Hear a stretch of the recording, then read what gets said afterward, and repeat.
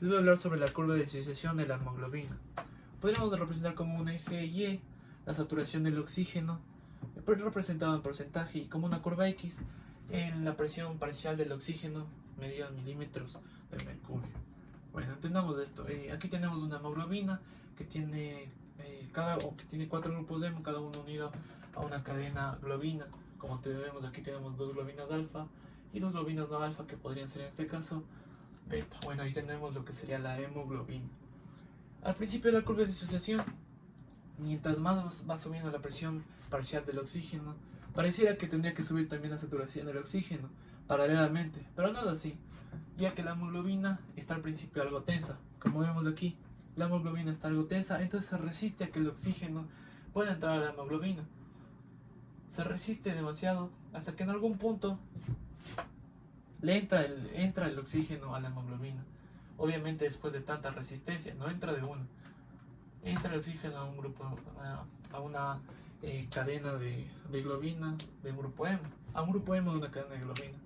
Entonces entra a un grupo hemo de una cadena de globina y hace que este comience a relajarse, que la hemoglobina comience a relajarse y sea más afín al oxígeno. Entonces comienza a relajarse, entonces ya puede entrar el oxígeno, puede estar el oxígeno a cada uno de estos. Entonces aquí en esta curva de aquí es cuando entra el oxígeno, es cuando más afín está el oxígeno, entonces comienza a saturarse más.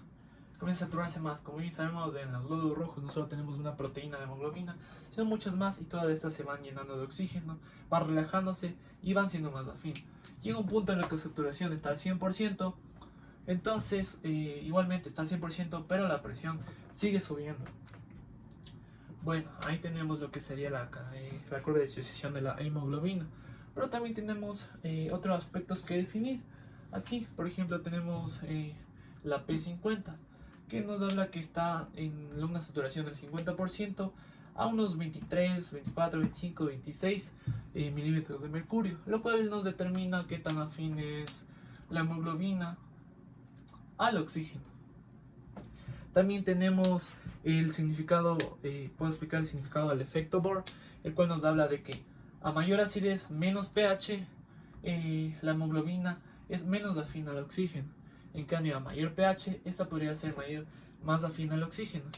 Y hablando de afinidad y menor afinidad, que incluso el pH puede entrar en acción, nos habla de las curvas de disociación hacia la derecha y hacia la izquierda.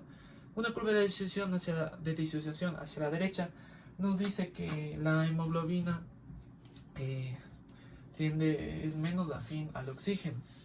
En cambio, una curva de disociación hacia la izquierda nos dice que es más afín al oxígeno y toma el oxígeno más fácilmente. Hacia la derecha, en cambio, libera el oxígeno más fácilmente. Esta curva de disociación nos habla sobre la capacidad de retención del oxígeno en la hemoglobina para posteriormente liberar en los tejidos. Por ejemplo, aquí tenemos la 2, hablando de este tema, tenemos la 2,3-bifosfoglicerato.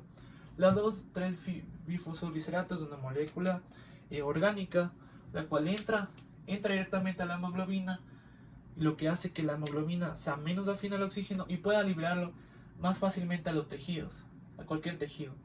En cambio, esta entra y hace que sea menos afín al oxígeno y libere en los tejidos del oxígeno. En cambio, igual para que vuelva a funcionar, vuelve a ser más afín al oxígeno la hemoglobina, el 2,3-bifosfoglicerato tiene que salir de esta, entonces esta vuelve a ser afín y vuelve a reproducirse toda la curva de disociación.